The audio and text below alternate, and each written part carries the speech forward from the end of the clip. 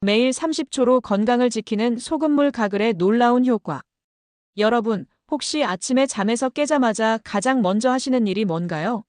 물을 마시거나 커피를 내리시나요? 아니면 스마트폰부터 확인하시는 분들도 계실 텐데요. 그런데 말이죠. 만약 아무것도 마시기 전에 입안을 먼저 깨끗하게 정리하지 않으신다면 밤새 번식한 무수한 세균들을 그대로 몸 안으로 보내고 계신 거예요. 이건 그냥 단순한 얘기가 아닙니다. 입안 세균이 몸속으로 들어가게 되면 단순히 입냄새 정도의 문제가 아니라 장에 염증을 일으키거나 혈관에 문제를 만들고 심장 질환이나 심지어 뇌 건강에까지 영향을 줄 수 있거든요. 안녕하세요. 30년간 이비인후과 진료를 해온 의사입니다. 제가 오늘 여러분께 말씀드리려는 건 병원에서 처방받는 비싼 약이나 복잡한 치료법이 아니에요. 우리 집 부엌에 늘 있는 소금 한 스푼으로 시작할 수 있는 간단하지만 강력한 건강법이죠. 정말 놀라운 건 이런 지혜는 이미 오래전 우리 조상들도 알고 있었다는 거예요. 고대 인도의 전통 의학에서도 중국의 옛 문헌에서도 우리나라 조선시대 동의보감에서도 모두 아침마다 소금물로 입을 헹구는 것의 중요성을 강조했거든요. 우리 선조들은 이미 깨달았던 거죠. 입과 목을 깨끗하게 관리하는 것이 바로 건강한 삶의 첫걸음이라는 걸 말이에요. 실제로 제가 소금물 가글을 권유한 후에 목이 한결 시원해졌다거나 잇몸에서 피가 나던 게 멈췄다거나 감기 걸릴 걱정이 줄어들었다는 이야기들을 정말 많이 듣게 됐어요. 의사로서 어떤 신약보다도 이런 소박한 습관이 주는 힘에 감탄하게 되더라고요. 자, 그럼 오늘부터 딱 30초만 투자해 보시는 건 어떨까요? 아침에 일어나자마자 그리고 잠자리에 들기 전에 따뜻한 소금물로 목 깊숙이 가글하는 거예요. 그 작은 실천 하나가 내일 아침을 더 가볍게 만들고 병원과는 좀 더 멀어지게 해줄 거라고 생각해요. 첫 번째로 충치와 잇몸 질환을 막아줍니다. 우리 입안은 원래 약간 산성을 띠고 있어요. 그런데 밥을 먹고 나면 세균들이 음식물 속 당분을 분해하면서 산성 물질을 만들어내죠. 그러면 입안 환경이 더욱 산성이 되고 이게 바로 충치균들이 가장 좋아하는 조건이 되는 거예요. 하지만 소금물로 가글을 하게 되면 이런 산성 환경을 중화시켜주고요. 삼투압 작용으로 잇몸의 미세한 부종도 가라앉혀주며 세균 번식도 억제해줍니다. 쉽게 말해서 세균들이 살기 어려운 환경을 만들어서 충치와 잇몸병을 미리 예방해주는 거죠. 정말 인상 깊었던 환자분이 한 분 계세요. 90세가 넘으신 할머님인데 정기검진 차 오셨을 때 허리도 곧고 걸음걸이도 60대 못지않게 경쾌하셨어요. 선생님, 저는 평생 치과 한 번 안 가봤고 감기도 잘 안 걸려요라고 하시더라고요. 입안을 검사해보니까 정말 놀라웠어요. 90세인데 충치가 하나도 없고 잇몸에서 피가 나는 것도 없고 치석도 거의 없었거든요. 특별한 비결이 있으신가요? 라고 여쭤보니까 웃으시면서 아침 저녁으로 소금물로 가글해요. 그것도 70년 넘게요라고 답하시더라고요. 특별한 영양제나 비타민이 아니었어요. 그냥 하루 2번 따뜻한 소금물 한 컵으로 입안을 정성스럽게 헹구는 것. 그 작은 습관 하나가 90세에도 건강한 치아와 잇몸을 유지하게 해준 거였어요. 두 번째는 편도염과 목감기를 예방해줍니다. 입안만 깨끗하게 해도 몸 전체의 감염 위험이 줄어든다는 거 생각해 보신 적 있으세요? 우리가 숨 쉬고 말하고 음식을 삼킬 때마다 수많은 세균과 바이러스에 노출되잖아요.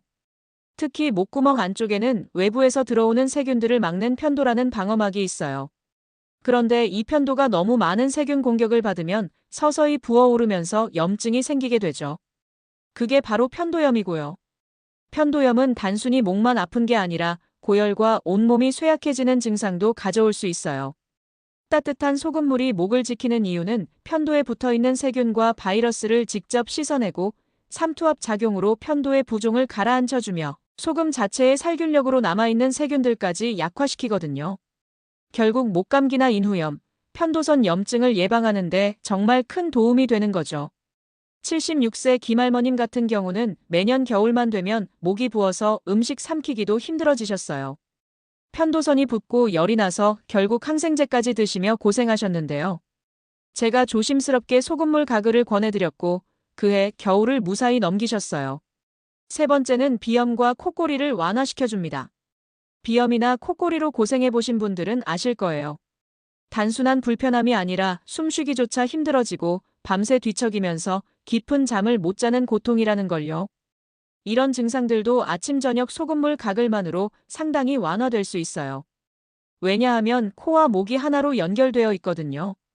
우리가 숨 쉴 때 공기가 지나가는 통로, 즉 비강과 인두가 서로 긴밀하게 연결되어 있어요. 비염으로 코점막이 붓거나 목에 염증이 생기면 숨길이 좁아져서 결국 코골이 소리가 나게 되는 거죠. 그런데 소금물로 목구멍 깊숙이 가글을 하면 점막의 염증을 가라앉히고 부종을 줄여주면서 바이러스와 세균을 제거해줘요. 이 과정에서 숨쉬기가 훨씬 편해지고 코골이도 자연스럽게 줄어드는 거예요.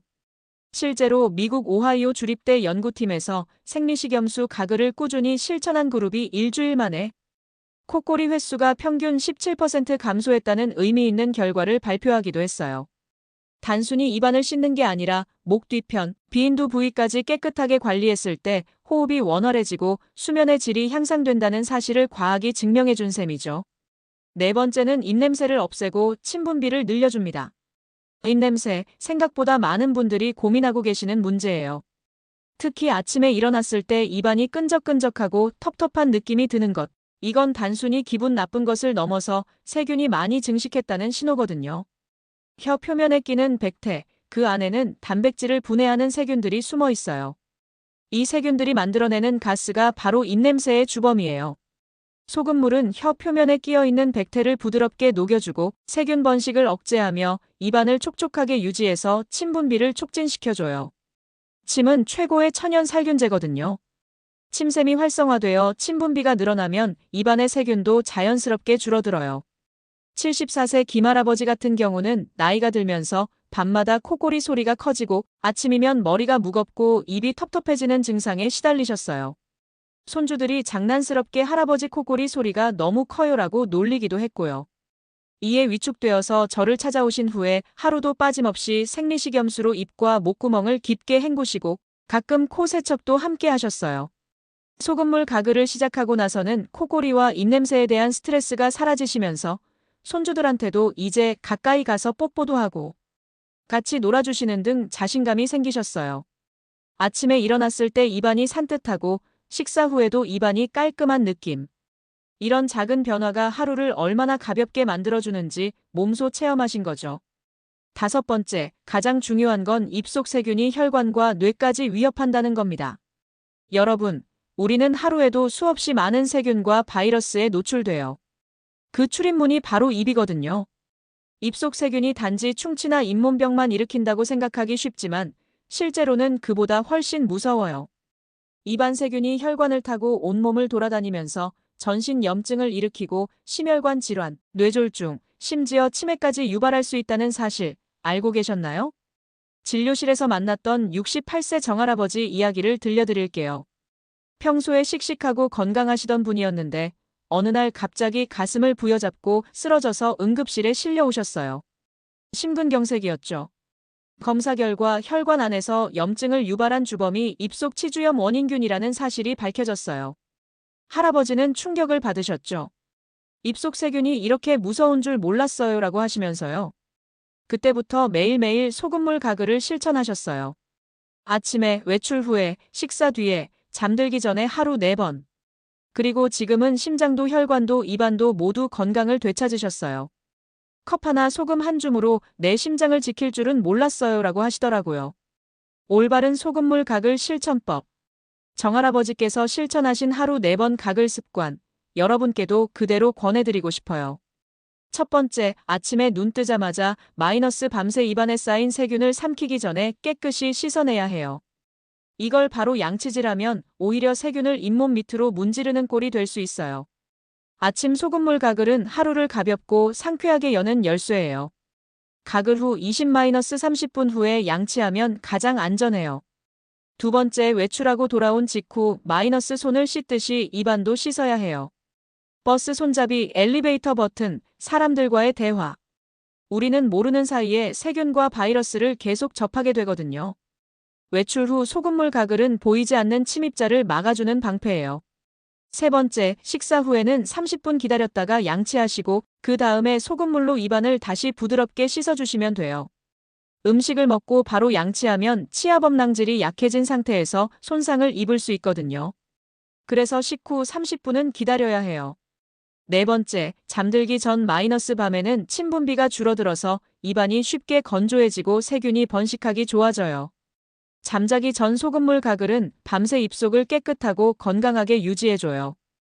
음식을 먹은 후가 아니라면 양치는 생략하셔도 좋아요. 오늘부터 하루 4번 작은 습관을 쌓아보세요. 30초 그 시간이 쌓이면 여러분의 혈관이, 심장이, 그리고 뇌가 더 오래 건강하게 유지될 거예요. 정확한 소금물 만들기와 주의사항.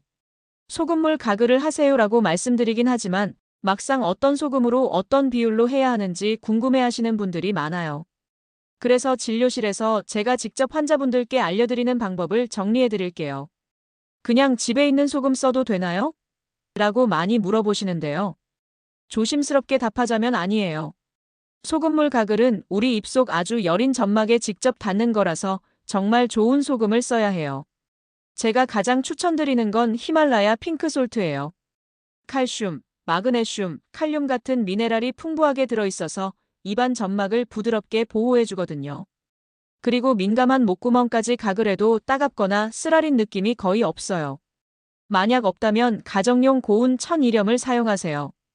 바닷물을 증발시켜 만든 소금이라 환경오염 물질이 약간 섞일 수 있지만 불순물이 적고 입자가 고와서 잘 녹아요. 피해야 할 소금들도 있어요.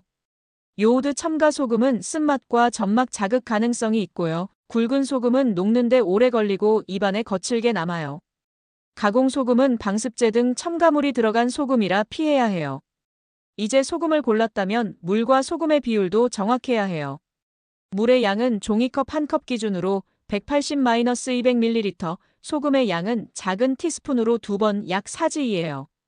이 비율이면 소금 농도 약 0.9%로 우리 몸 체액과 비슷한 농도가 돼요. 목점막을 부드럽게 보호하면서 살균 효과는 충분히 얻을 수 있어요.